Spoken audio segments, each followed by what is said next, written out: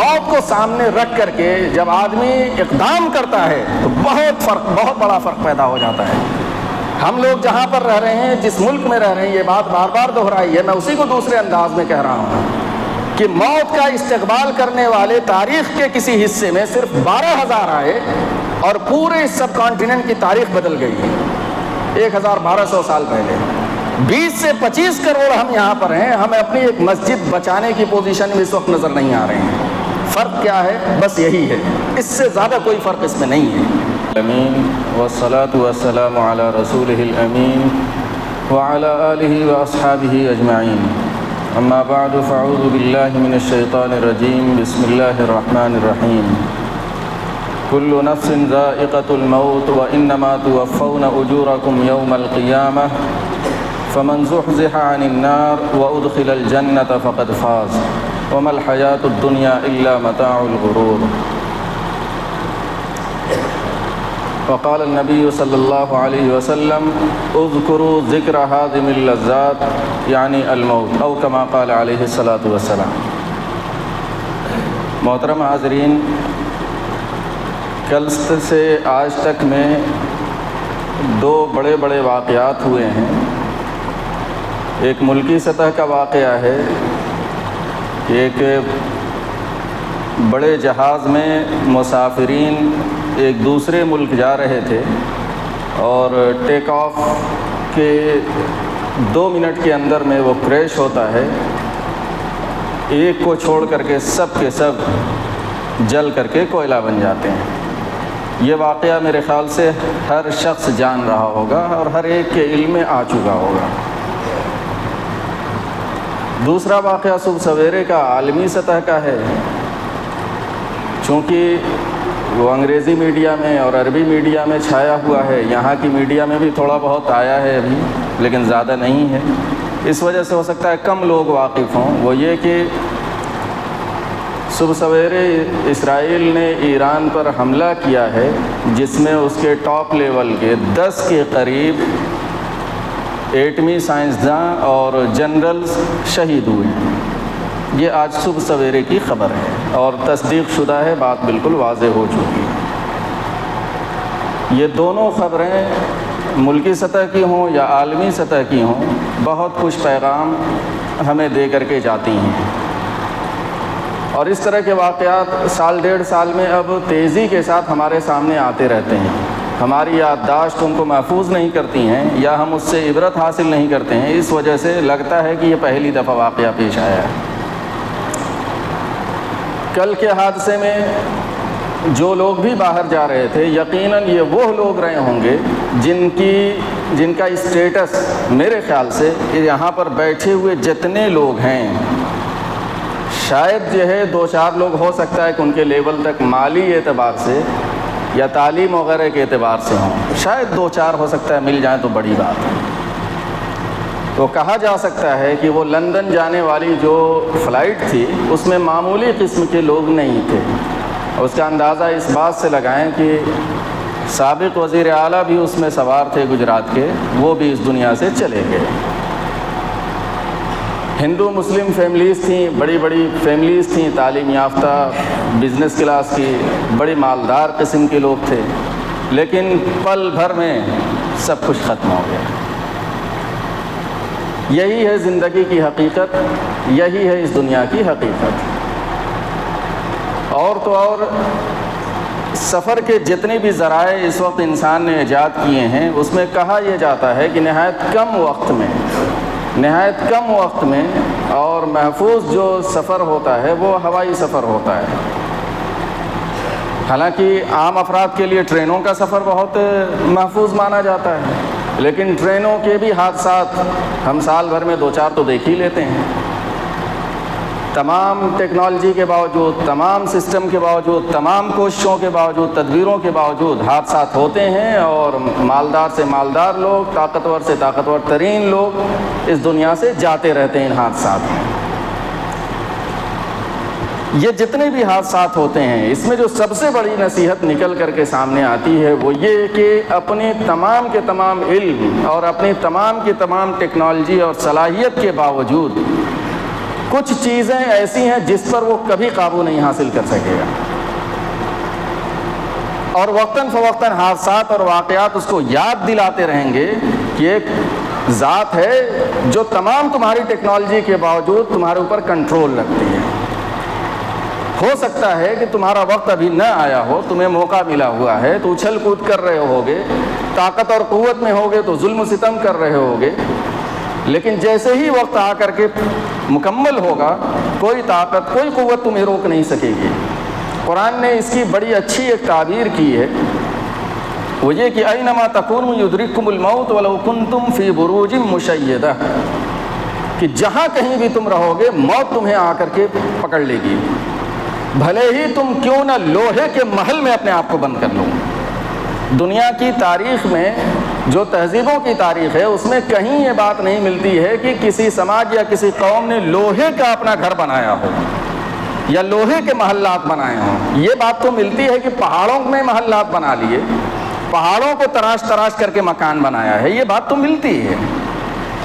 نیچے جو ہے زمین کے نیچے ٹنلز بنا کر کے، سرنگیں بنا کر کے اپنی رہائش بنا لی ہے، لیکن یہ بات کم سے کم میری ہو سکتا ہے کہ علم ناقص ہو، اور اگر غلط بات ہوگی تو کوئی بھی اصلاح کر سکتا ہے، کہ لوہے کے مکانات بنانے کا پوری تاریخ میں کوئی وجود نہیں ملتا ہے، لیکن اللہ تعالیٰ نے انسان کی سوچ کو وہاں تک پہنچایا ہے کہ چاہے لوہے کے مکان بنا لو، سخت سے سخت کوئی اپنے لیے تم حصار بنا لو، لیکن موت سے بچ کر کے نہیں جا سکتے۔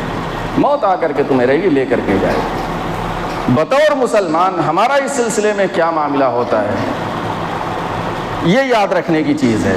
یہ موت ہمارے لیے کتنی اہم ہے، اگر اس کی صحیح سوچ، صحیح فکر اور اس کا جو مقام ہے اس کو رکھ دیا جائے اور اس کو نگاہوں کے سامنے رکھا جائے، تو صرف آخرت کے اعتبار سے نہیں، اس دنیا میں ترقی کے اعتبار سے، اٹھان کے اعتبار سے، اونچا مقام و مرتبہ حاصل کرنے میں اس کا بڑا کردار ہوتا ہے، بہت کردار ہوتا ہے۔ جب یہ بات طے ہو گئی کہ مرنا تو ہے، یہ ایسی حقیقت ہے جس کو دنیا کا ایک فرد بھی انکار نہیں کرے گا۔ دوسری یہ بات بھی طے ہے کہ اس کا وقت متعین ہے، کہ جو وقت اس کا متعین ہے اسی وقت موت آئے گی، اس سے آگے پیچھے نہیں آئے گی۔ تو پھر جب وقت متعین ہے اور اس کو آنا ہے تو پھر اس سے ڈر اور خوف کا کیا مطلب؟ اس کا استقبال کیا جائے، اس کی استقبال کی تیاری ہوتی رہے، اس کو ایک پڑاؤ سمجھا جائے۔ اس سے ڈر کر کے، خوف کھا کر کے بھاگنے سے کوئی فائدہ آج تک تو ملا نہیں مل سکا ہے کسی کو۔ چنانچہ افراد کے اندر موت کے استقبال کی کیفیت پیدا ہو جائے، افراد سے آگے بڑھ کر کے قوموں میں پیدا ہو جائے، تو چاہے وہ قوم ایمان سے خالی کیوں نہ ہو، ایمان سے دور ہی کیوں نہ ہو، حیرت انگیز طور پر اس سماج میں تبدیلی پیدا ہو جاتی ہے، حیرت انگیز طور پر۔ کچھ مثالیں اقوام کی، غیر مسلم اقوام کی میں مثالیں آپ کے سامنے دے دیتا ہوں۔ جنگ عظیم دوم سے پہلے، جنگ عظیم اول میں اور جنگ عظیم دوم دونوں میں جرمنی ایک مضبوط اور طاقتور ملک کی حیثیت سے تھا، اور اصلاً اسی کی لڑائی دوسرے لوگوں سے تھی، یا مین جو مقابل تھا وہ وہی تھا، وہ مسلمان نہیں تھے۔ حتیٰ کہ عیسائیت بھی برائے نام ان کے ہاں تھی، عیسائیت بطور مذہب ان کے ہاں نہیں پایا جاتا ہے، کچھ انفرادی طور پر کچھ چیزیں پائی جاتی ہیں، ورنہ کچھ اس طرح سے نہیں جذبہ پایا جاتا ہے۔ ان کے ہاں چیز کیا تھی؟ قومیت۔ دنیا میں قومیت کی بنیاد پر اپنے آپ کو سپریم سمجھنے کا جو تصور پھیلا وہ جرمنی سے پھیلا ہے، اور وہیں سے لے کر کے بھارت میں یہ جو ہندوتوا طاقتیں ہیں انہوں نے اپنے آپ کو اسی لیول پہ، اسی ڈھرے پر پہنچایا ہے۔ تو وطنیت کی بنیاد پر ان کے ہاں جو جذبہ اور مرنے کی جو کہنے کی ایک طریقے سے جذبہ پیدا ہوا، اس کا مقابلہ دنیا کی کم ہی اقوام کر پاتی ہیں۔ وہ تو بعد میں اس کی طاقت جب توڑ دی گئی تو اس وقت وہ سمجھ لیجئے کہ اس پوزیشن میں نہیں رہ گیا ہے، ورنہ بہادر ترین قوم جرمن قوم مانی جاتی تھی۔ اسی جنگ سے پہلے، یعنی جنگ عظیم دوم سے پہلے، جاپانی قوم بہت بہادر مانی جاتی تھی، بہت بہادر مانی جاتی تھی۔ کسی جنگ میں ایک حملے میں سب سے زیادہ اگر کسی قوم نے امریکہ کو نقصان پہنچایا ہے تو جاپانی قوم نے پہنچایا تھا۔ پرل ہاربر کا واقعہ میں اس سے پہلے یہاں پر بتا چکا ہوں آپ لوگوں۔ ایک حملے میں سب سے زیادہ اگر امریکہ کو کسی نے نقصان پہنچایا تو جاپانی قوم نے پہنچایا۔ نہایت بہادر قوم تھی، ایمان سے خالی، ایمان سے دور۔ لیکن ان کے ہاں مرنے کا جذبہ تھا، موت کے استقبال کرنے کا جذبہ تھا۔ مقصد کیا تھا اس سے پیچھے؟ کہ یہ ہمارا ملک سب سے آگے ہو، اس کی فتح ہو۔ ہمارے سامنے کیا رہتا ہے کہ اللہ تعالیٰ کے ہمیں کامیابی مل جائے۔ قرآن کی جو آیت میں نے پڑھی آپ اس میں کہا گیا کہ فَمَنْ زُحْزِحَ عَنِ النَّارِ وَأُدْخِلَ الْجَنَّةَ فَقَدْ فَازَ، جسے جہنم سے بچا لیا گیا، جنت میں پہنچا دیا گیا، وہ کامیاب ہو گیا۔ تو کامیابی کا دار و مدار، مقصد، نصب العین ہمارا بالکل الگ ہے ان سب سے۔ ان کے ہاں مرنے کے بعد کا کوئی تصور نہیں ہے، کوئی سوچ نہیں ہے کہ کیا ملے گا کیا نہیں ملے، کچھ نہیں ہے۔ ہمارے ہاں تو ادھر بھی کامیابی ہے، ادھر بھی کامیابی ہے۔ تو پھر موت سے بھاگنے اور ڈرنے کا کیا سوال پیدا ہوتا ہے؟ حدیث میں رسول اللہ صلی اللہ علیہ وسلم نے موت کے سلسلے میں سوچ بدل جانے کی وجہ سے سماج میں کیا تبدیلی پیدا ہوتی ہے اس کو ایک حدیث میں بتایا ہے، اور کہا صحابہ بیٹھے ہوئے تھے بڑی تعداد میں مسجد نبی میں، رسول اللہ کی مجلسیں لگی رہتی تھیں اور لوگ سوالات کرتے تھے، اور کبھی کبھی رسول اللہ خود جو ہے سوالات کرتے تھے تاکہ لوگ جواب دیں اپنے سوچ کے ساتھ، ان کی ریزننگ جو ہے، ریزننگ پاور بھی بڑھے، اس کے ساتھ ساتھ غور و فکر کرنے کا مزاج بھی پیدا ہو۔ رسول اللہ صلی اللہ علیہ وسلم نے ایک جملہ پاس کیا، ایک جملہ بیان کیا، کہا کہ کیا تمہارا حال ہوگا اس وقت جب ساری دنیا تمہارے اوپر ٹوٹ پڑے گی؟ صحابہ کی پیشانیوں پر سکڑن پیدا ہوئی اور کہا کہ یہ اللہ کے رسول، یہ کیسے ہوگا؟ کیا ہم لوگ کم ہو جائیں گے تعداد میں جتنے آج ہیں؟ اس وقت سمجھ لیجیے 1.5 لاکھ سے زیادہ کی تعداد اب نہیں تھی، مشکل سے 1 لاکھ کے آس پاس رہی ہوگی۔ کیا ہم تعداد میں کم ہو جائیں گے؟ رسول اللہ صلی اللہ علیہ وسلم نے فرمایا نہیں، بہت زیادہ ہو گئے، بہت زیادہ، ہر طرف تمہاری تعداد جو ہے وہ موجود ہوگی، ہر طرف تم نظر آ رہے ہوگے۔ اس کے بعد پوچھا، صحابہ نے پوچھا پھر اللہ کے رسول صلی اللہ علیہ وسلم یہ نتیجہ کیوں آئے گا؟ تو جواب دیا تمہارے اندر وہن پیدا ہو جائے گا۔ انسان جب 90 سال کا، 80 سال کا، اور آج کے ٹائم میں 60-70 سال کا ہو جاتا ہے اور وہ اپنے پاؤں پر کھڑا نہ ہو سکے، ہڈیاں اتنی کمزور ہو جائیں کہ کھڑا نہ ہو پائے، اس کو وہن کہتے ہیں۔ کہ اپنی ہڈی پر آدمی کھڑا نہ ہو پائے، اس کو وہن کہتے ہیں۔ تو تمہارے اندر وہن پیدا ہو جائے گا۔